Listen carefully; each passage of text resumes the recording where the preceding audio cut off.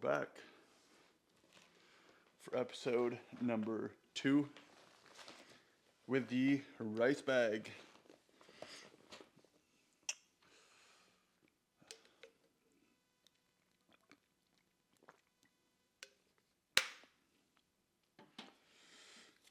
It is June 21st, 10:40, and it's hot out. I think summer has finally hit here in Victoria. And I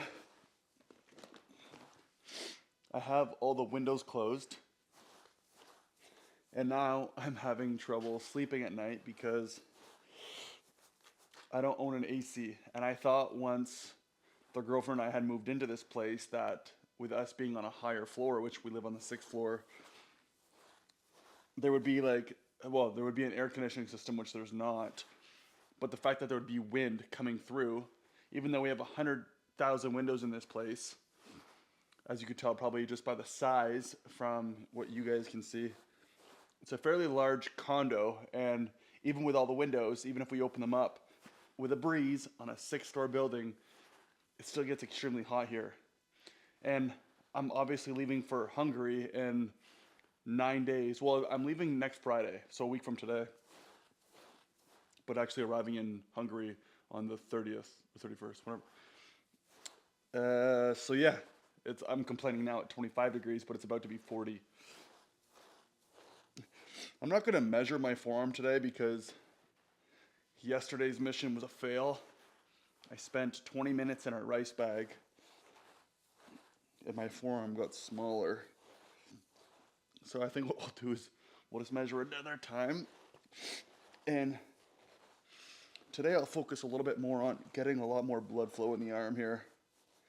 Like now I'm actually sore. What can we talk about? All right, good starting topic. Do you guys have any suggestions on how to come into a tournament competition prepared? I am in a little bit of a pinch. No, I wouldn't say a pinch. I'm a little bit of a weird situation where I'm not exactly sure, when do you stop training? How much blood flow should you be getting? Should you be going extremely high reps? Should you be just working out lightly? Should you just be getting blood flow through walks, running? Do you just do band work?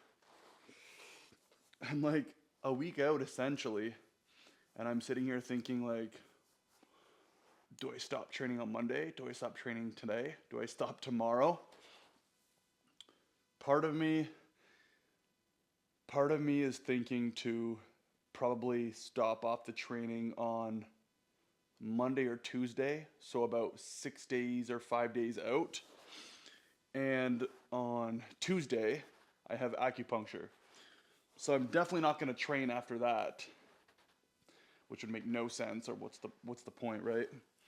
So I'm thinking I'll do the acupuncture, and then throughout the week I might hit the sauna maybe once or twice, drink a lot of fluids, maybe just stay active, do a little bit of band work, just enough to get some blood through there, through the upper body.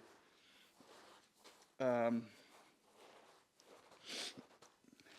hopefully, obviously, do this whole rice bag situation. Yeah. But I don't know, do you guys have any suggestions, any opinions, any thoughts? It's a little bit of a broad spectrum when it comes to the whole recovery and prepping for a tournament. I know everyone has their own ways of doing it, and I'll be the first to say that I am not the best when it comes to that. Not because I wouldn't say I haven't done a lot of tournaments, but it was never in the scientific world of you need 7 days of recovery, you need to be doing X amount of fluids, you need to be doing blood flow on Tuesdays and Thursdays, and so I think I might just stick to the whole rice bucket thing. My right forearm is just blowing up. But yeah. And I guess this could maybe lead into another point. tendons. Tendons. First of all, where do you guys get most of your tendon pain? I know, depending on your style of arm wrestling, you can get it in different places. However, me leading up to a tournament, no excuses. I am a little bit hurt in some areas, but that's just the nature of the beast. No excuses. If I lose, I'm not going to say it's because I was hurt. Fair and square. It is what it is. But I'm getting a lot of tendon pain right in this area. So right in the, like right before the biceps. And a little bit of tendon pain in my wrists, so like right in here. And I feel like once I lift a lot of weight, especially on my left hand, let's go another B. Especially with my left hand, I just have to stop putting the weight up because it's too much pressure on my wrist. But the biggest one I'm more scared of is just like inside the bicep area, so literally right in here. If you can feel it, when you put pressure, you can feel that tendon skipping over. Well, I'm getting a lot of pain there. And another way to describe this type of pain is how, you guys know when you're brushing your toothbrush and you're brushing for about, I don't know, a minute to 2 minutes. In between the later time of you brushing your teeth, you start to get pain in that area. Yeah, it's the best way I can describe it. So, do you have any suggestions? When it comes to tendon pain, what I've told people, what I've always recommended was ice it, take hot baths. If you can hit the sauna, do it up. A little bit of blood flow. Don't just completely stop, even though that's what's highly recommended. I know a lot of people say in order to heal tendons, you have to literally complete stop. You have to completely stop training. I mean, I don't know how much that's feasible at this point.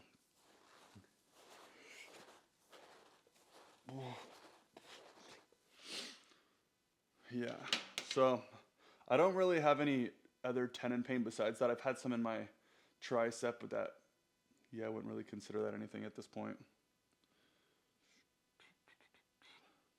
Yeah. Yep. So, because I'm leaving for Hungary in a week, I have been preparing a reasonable amount of content to release. So with me possibly getting a haircut in about a week, a trim, a cut, I have no idea. I have an idea of what I think I might do.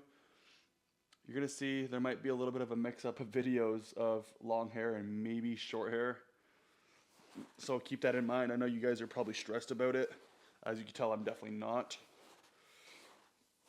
But you might see some mixed-up footage of long hair and short hair up until when I'm back, which should be July 20th. Yeah.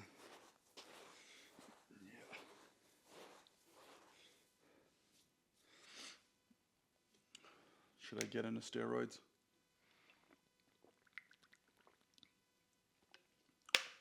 So you know, I might save that for a different video.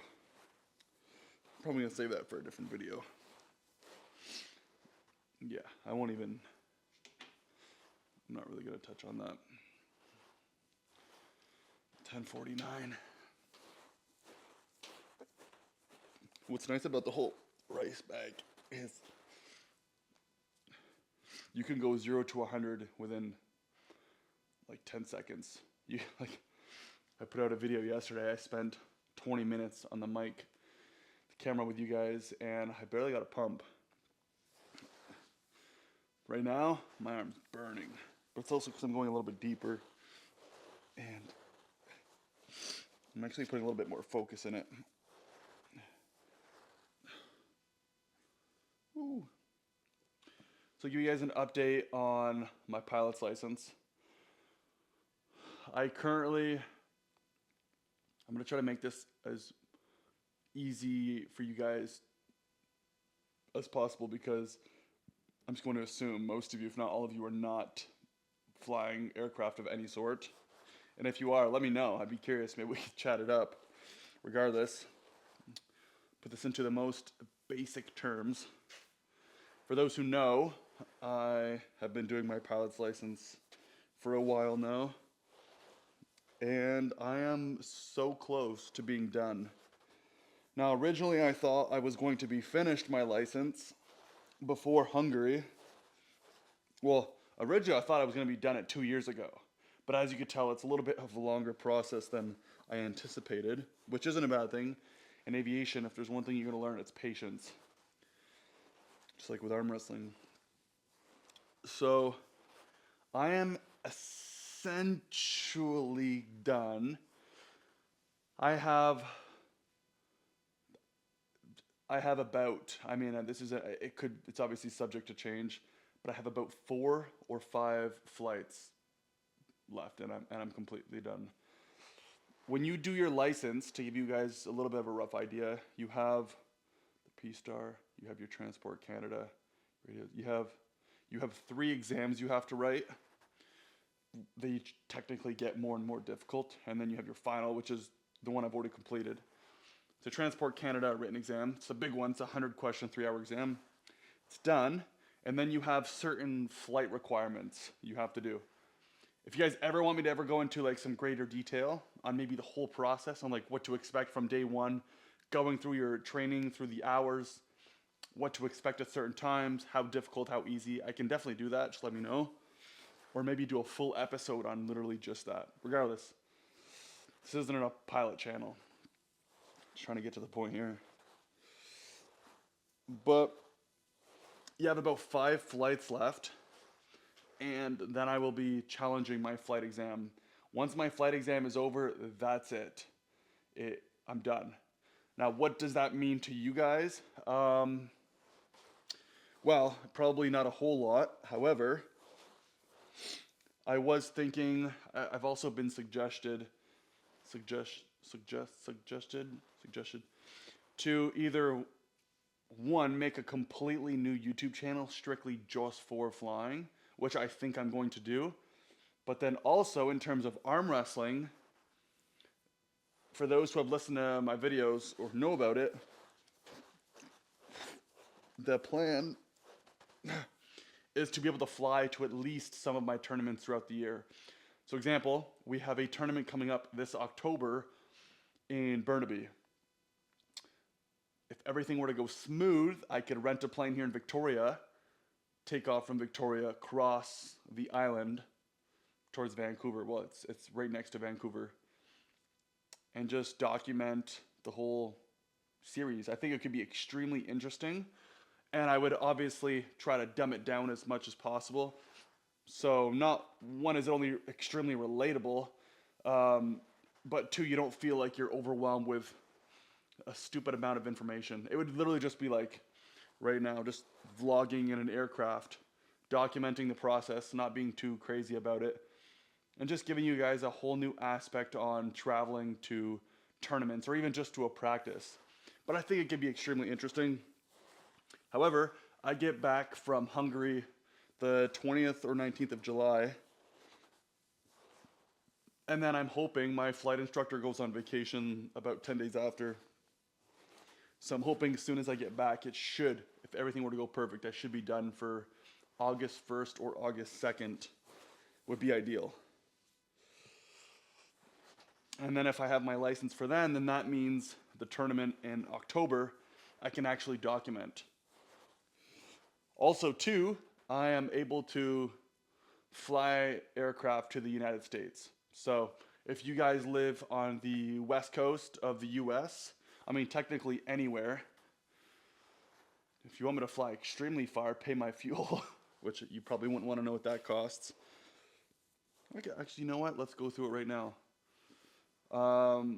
So for aviation fuel, I'd have to double check the numbers, but I think right now you're probably sitting at around $2 and let's just say around $2 and, okay, let's just say $2.50 per liter. So in one of these aircraft that I fly, it's a Cessna 172, you have 56 gallons of fuel. Well, if you want to find out how many liters that is, you'd probably be looking at about well, let's not go with liters, let's just go with pounds. So whatever 56 times 6 is would give you the amount of pounds per fuel. Let's just do this. Let's just do some quick math. 56, I should know this, gallons, 2 liters. So yeah, 211 liters. So let's do 211. 211 times, what is it, okay, well, it's more than that. It's more than that. Regardless, I should know this. But you're probably looking at about $700-800 Canadian to fill up an aircraft. You can go pretty, I wouldn't say pretty far, but relatively far. You can go, let's just use a rough number, minus a little bit, but let's just say around 900 kilometers to 1,000-ish. Or for the aviation nerds, 538 nautical miles. Anyways, so the plan's to fly from here to Burnaby, possibly. I need the license first. I keep saying I'm going to get it soon, and it seems like it gets further and further, but apparently that's not happening so quick.